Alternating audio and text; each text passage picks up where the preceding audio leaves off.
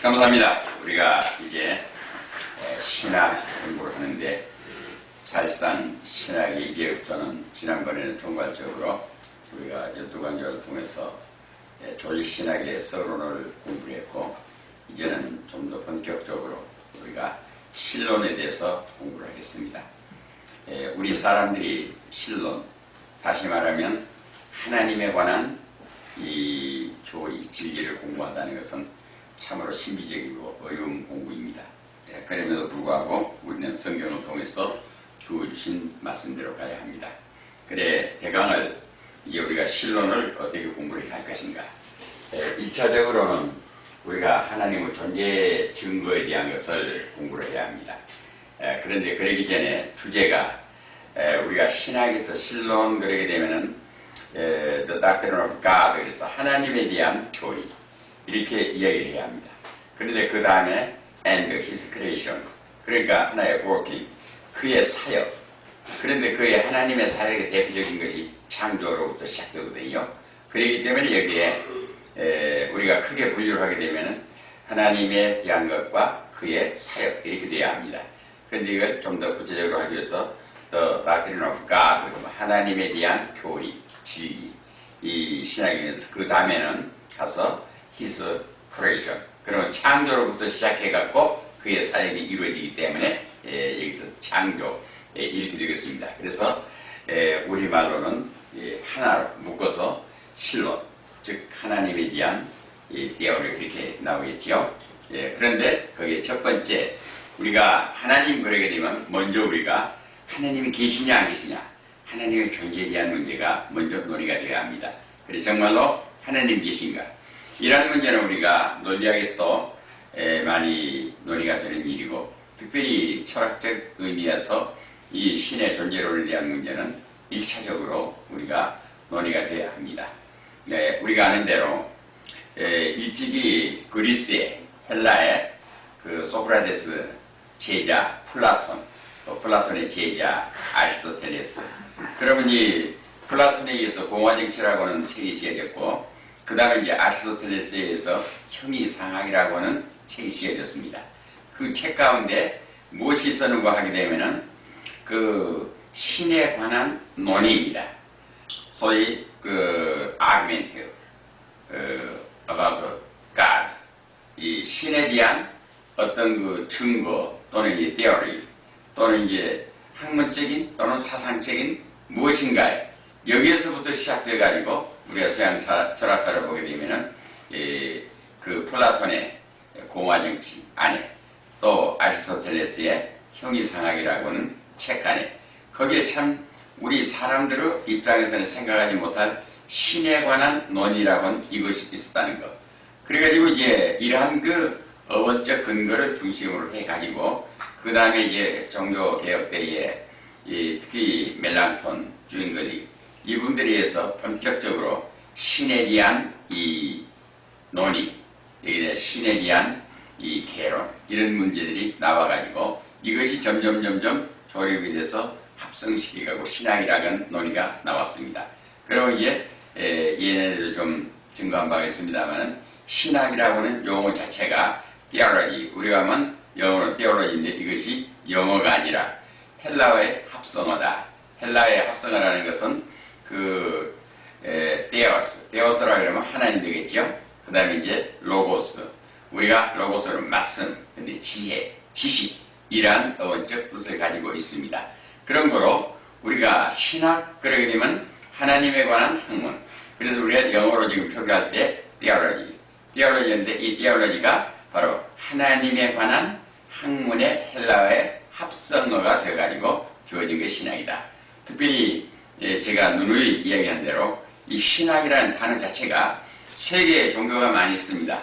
3대 종교, 5대 종교, 10대 종교, 15대 종교, 더 확산해 가면 한 20대 종교까지 20개까지 종교를 개수할 수가 있습니다. 그럼에도 불구하고 그 어느 종교에도 이 신학이라고 하는 용어 자체가 없습니다. 오직 우리 기독교만의 독점적인 정비의 한 용어로서의 단어가 바로 신학이라 하는 이 단어가 되어야 되겠습니다. 그렇기 때문에 우리가 신학했을 때는 먼저 하나님의 존재가 증거되어야 합니다. 그 다음에 그 하나님에 대한 존재가 증거가 되게 되면은 그 다음에 이 하나님에 대한 존재 증거 다음에 하나님의 본질 어떠한 분이시냐 이거 나와요. 그러면 이제 그 다음에는 그의 명칭, 그분의 이 성경에서는 하나님에 대해서 여러 가지 명칭이 있는데 어떻게 우리가 이름을 불러야 되냐 명칭. 그리고 이제 그분에게도 하나님만이 가지고 있는 자기의 우리 사람들의 개성이 있지 않습니까? 마찬가지로 하나님의 속성, 하나님께도 성품이 있습니다. 그러면 하나님에서 그 attribute of God. 그러면 하나님의 이 속성은 어떤 성품을 가지고 계신 분이냐? 속성. 그러고 나서는 이제 우리가 여기 나와 있는 대로 그 하나님은 삼위일체 하나님입니다. 이 트리니티요. 역사적으로 또 교리적으로 이 지니고 있는 뜻 아주 중요한 문제입니다. 그 다음에 가서 삼위일체에 대한 이 개별적 고찰. 그러면 성부와 성자와 성령에 대한 개별적 고찰. 우리가 이러한 그 바른 진리를 바른대로 이해해놓고 보게 되게 되면 정말로 신학이 재밌을 뿐만 아니라 막연히 우리가 예배당에 다녀서 그냥 목사님들이 따라서 하니까 막연한 의미에서 아멘하고 따라가는 것보다도 우리 기독교 종교의 신앙하는 방법의 원리는 의존이 아닙니다. 제도가 아닙니다. 고백입니다. 컨페션입니다. 그렇기 때문에 내가 이런 것들을 알고 아멘할 줄 알아야 합니다. 네? 알고 아멘할, 아멘이라는 뜻이 예, 꼭 그렇습니다. 그대로 믿습니다. 동의한 것을 받아서 하나님 앞에 그대로 이루어 주시옵소서 하는 기도적인 의미요. 그러니까 1차적으로는 동의하는 공감의 의미요. 나가서는 고백의 의미요. 또는 그 asking, 구하는 의미거든요. 그러니까 우리가 이런 뜻들을 알고 해야 해요. 이것이 지금 우리 한국교회의 제일 약점이 그겁니다.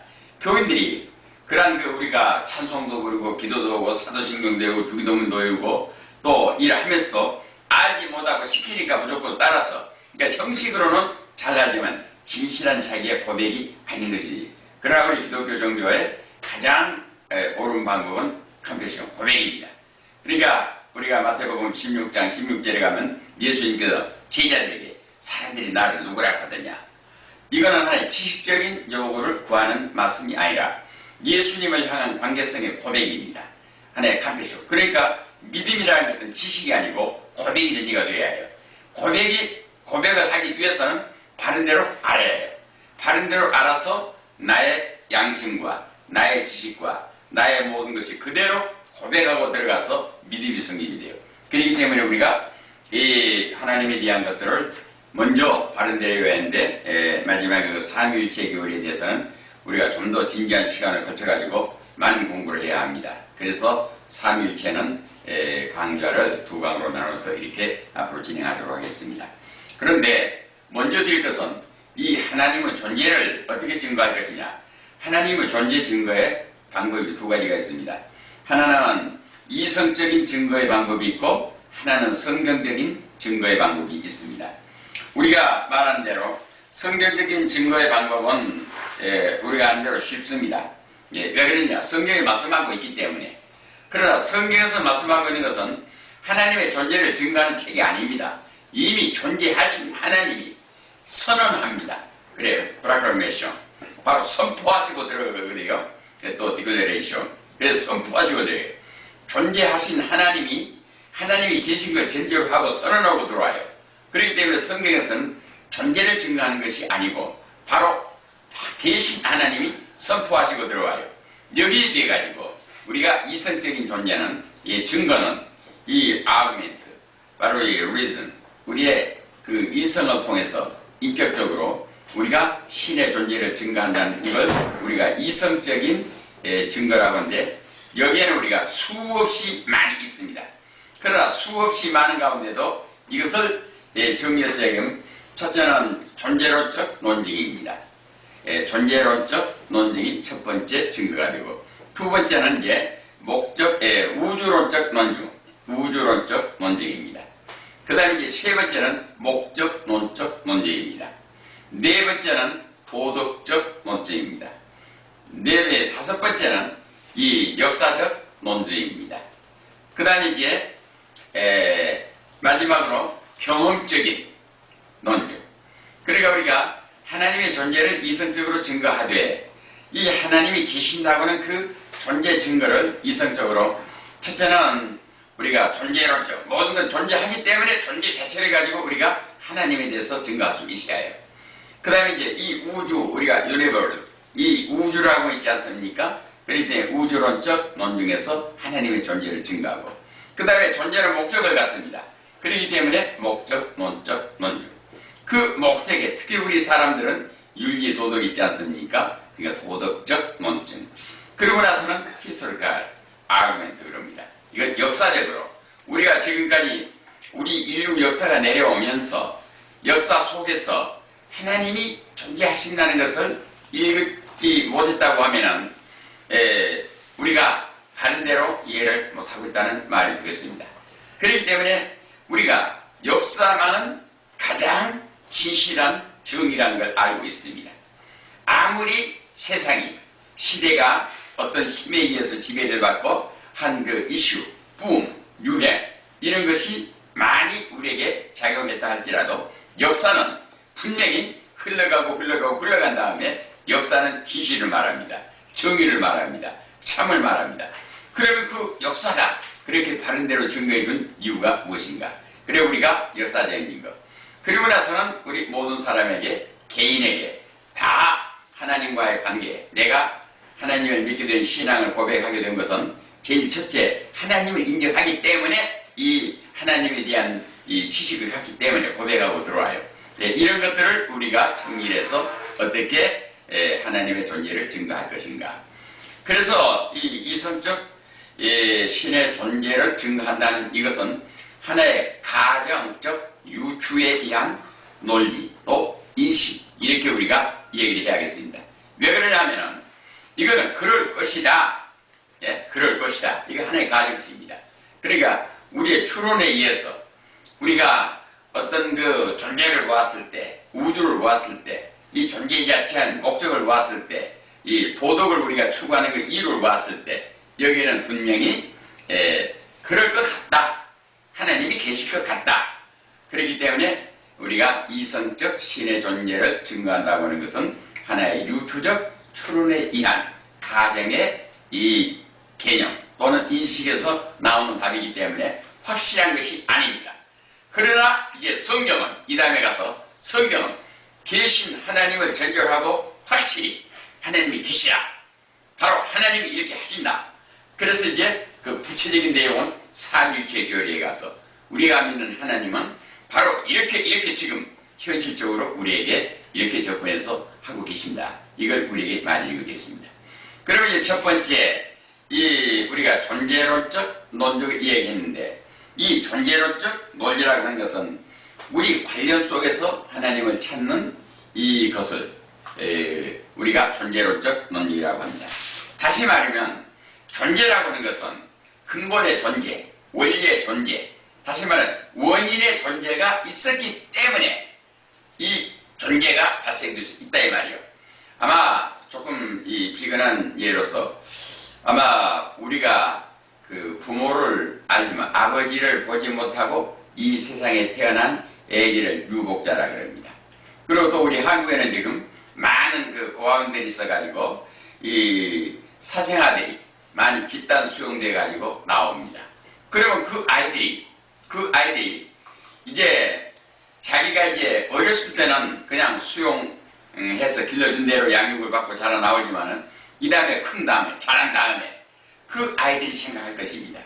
아이들이 생각할 때 내가 존재한다고 하는 이것은 나를 낳아주신 어머니 아버지가 계시기 때문에 내가 이 세상에 태어났다 이 말입니다. 이것이 존재론적 논증에 아마도 정확한 답이 될 것입니다. 이 세상에 우주 만물이 있다고 하는 것, 심지어는 내가 있다고 하는 것, 이 매트리얼, 모든 물체들이 있다고 하는 것은 원인 존재의 실제자가 계시기 때문에 발생시켜서 존재를 이렇게 내는 것이 아니겠느냐. 이런 의미가 되겠습니다. 그렇기 때문에 존재론적 논증은 원인 존재, 실제로서의 존재가 계시기 때문에 존재를 발생시켰는데 그 원인 존재, 그 실제, 존재를 발생시킨 그 존재는 누구냐? 하나님일 것이다. 이것이 존재론적 논증입니다. 그 다음에 이 우주론적 논증이 두 번째 나옵니다.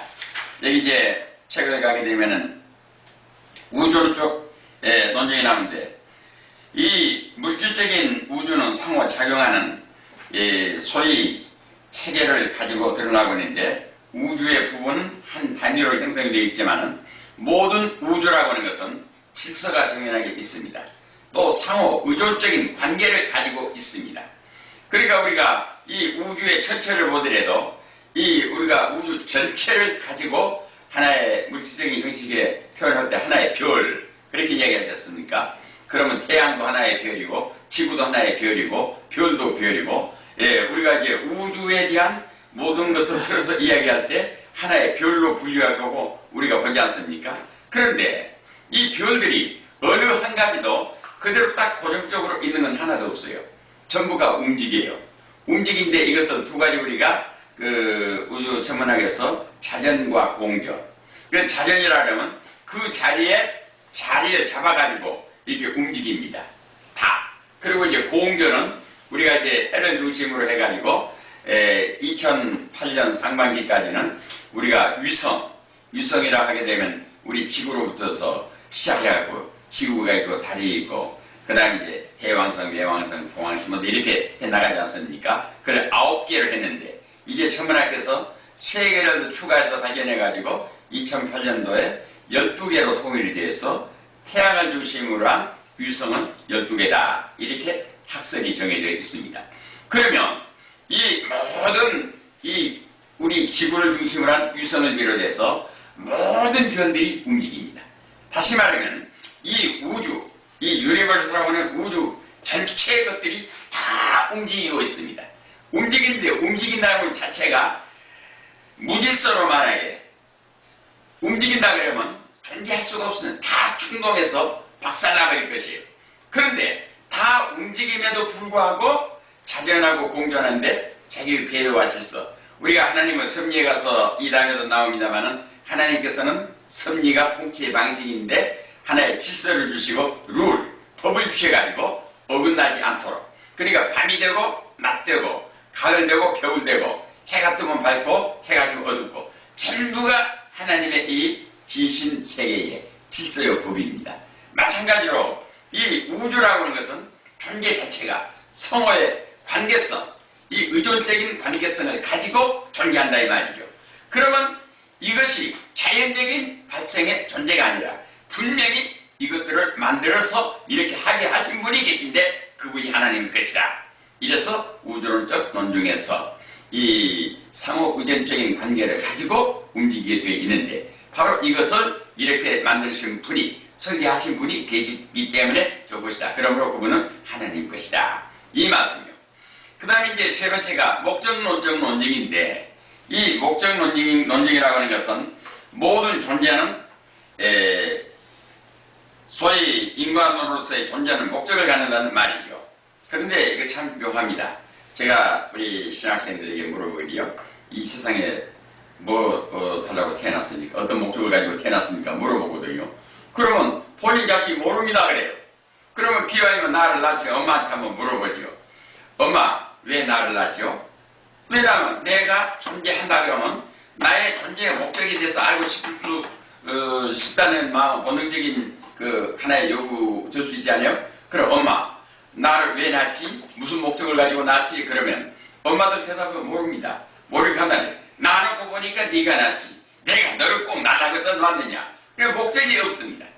우리 사람은 이 세상에 태어났지만은 자기가 태어남에 대한 목적을 모릅니다. 그렇기 때문에 우리가 예수님께서 신도기에서 대소요령문답 첫째 소요령문답에 사람의 제일 중요한 목적이 무엇입니까? 하나님을 영원하게 하는 것과 영원토록 그를 지구하는 것입니다. 이게 목적입니다. 그 말은 곧 무슨 말이냐? 우리 사람은 하나님이 보시기에 심히 좋았더라 하셨던 대로 하나님의 기뻐하시는 영광을 위해서 출생했기 때문에 존재하기 때문에 그래서 우리가 그런 소요령문답의 첫 번째 답을 내리게 됩니다. 사람의 제일 중요한 목적은 하나님을 영원하게 하는 것과 영원토록 그를 즐거워하는 것입니다. 그러니까 이와 같이 모든 존재는 목적을 갖는다. 그 다음에 이제 잠깐 들어서 이제 도덕적 논증을 이야기하려고 하면 도덕은 지구한 가치가 선입니다. 선을 행하지 않으면 선의 반대는 악입니다. 그러면 왜 악을 버리고 선을 추구해야 하냐? 너희 이놈하는 심판주가 있을 것을 이야기하는 것입니다. 그러면 그 심판주는 누구냐? 하나님일 것이다 하는 이 말씀입니다. 예, 시간 관계를 여기까지 해놓고 잠깐 다음 강좌에 이어가면서 연결시켜 드리겠습니다.